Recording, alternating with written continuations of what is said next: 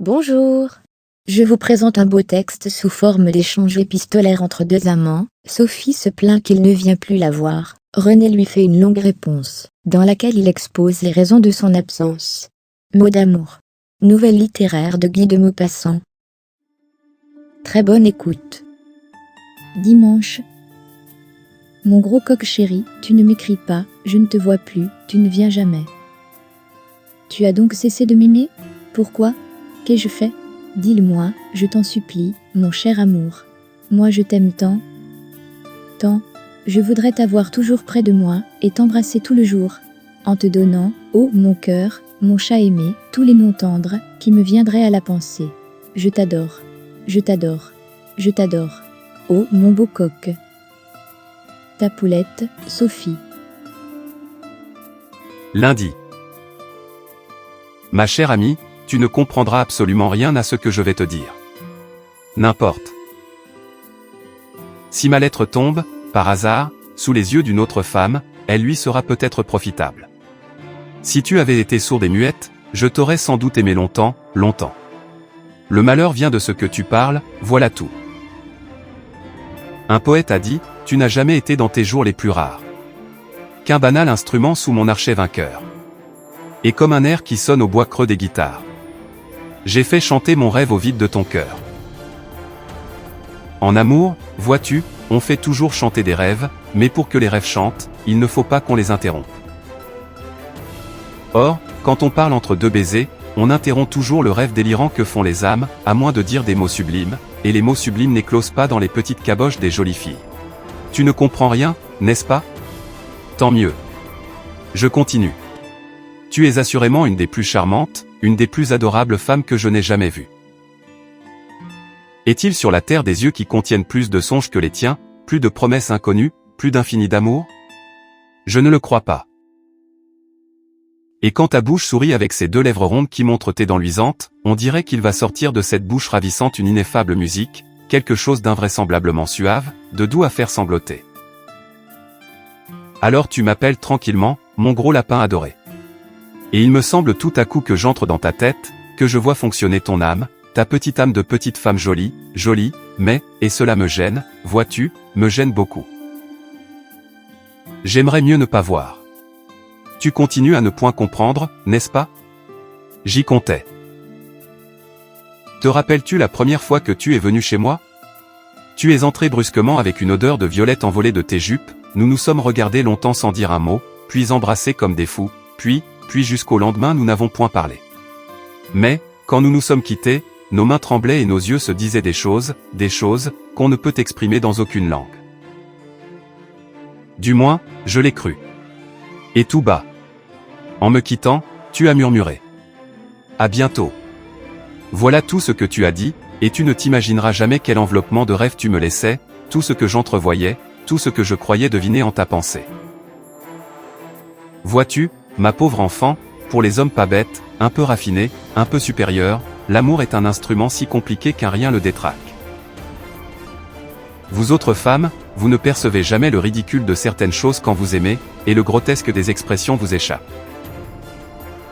Pourquoi une parole juste dans la bouche d'une petite femme brune est-elle souverainement fausse et comique dans celle d'une grosse femme blonde? Pourquoi le geste câlin de l'une sera-t-il déplacé chez l'autre?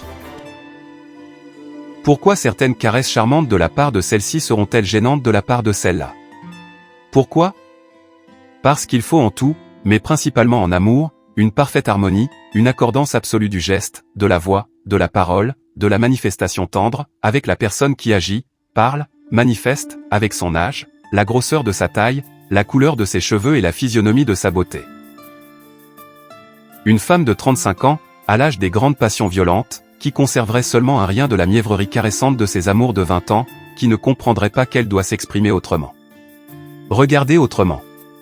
Embrasser autrement. Qu'elle doit être une Didon et non plus une Juliette.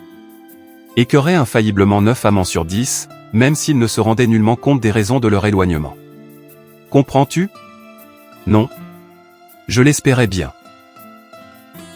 À partir du jour où tu as ouvert ton robinet à tendresse, ce fut fini pour moi, mon ami. Quelquefois nous nous embrassions 5 minutes, d'un seul baiser interminable, éperdus, d'un de ces baisers qui font se fermer les yeux, comme s'ils pouvaient s'en échapper par le regard, comme pour les conserver plus entiers dans l'âme enténébrée qu'ils ravagent. Puis, quand nous séparions nos lèvres, tu me disais en riant d'un rire clair, « C'est bon, mon gros chien. » Alors je t'aurais battu. Car tu m'as donné successivement tous les noms d'animaux et de légumes que tu as trouvés sans doute dans la cuisinière bourgeoise, le parfait jardinier et les éléments d'histoire naturelle à l'usage des classes inférieures. Mais cela n'est rien encore. La caresse d'amour est brutale, bestiale, et plus, quand on y songe. Musset a dit. Je me souviens encore de ces spasmes terribles. De ces baisers muets. De ces muscles ardents. De cet être absorbé, blême et serrant les dents. S'ils ne sont pas divins, ces moments sont horribles, ou grotesques. Oh!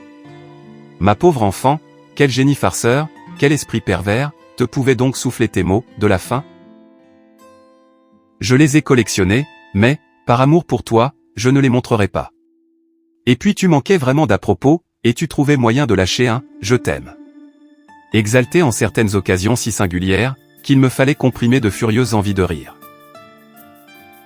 Il est des instants où cette parole-là, « je t'aime ». Et si déplacée qu'elle en devient inconvenante, sache-le bien. Mais tu ne me comprends pas. Bien des femmes aussi ne me comprendront point et me jugeront stupide. Peu m'importe, d'ailleurs.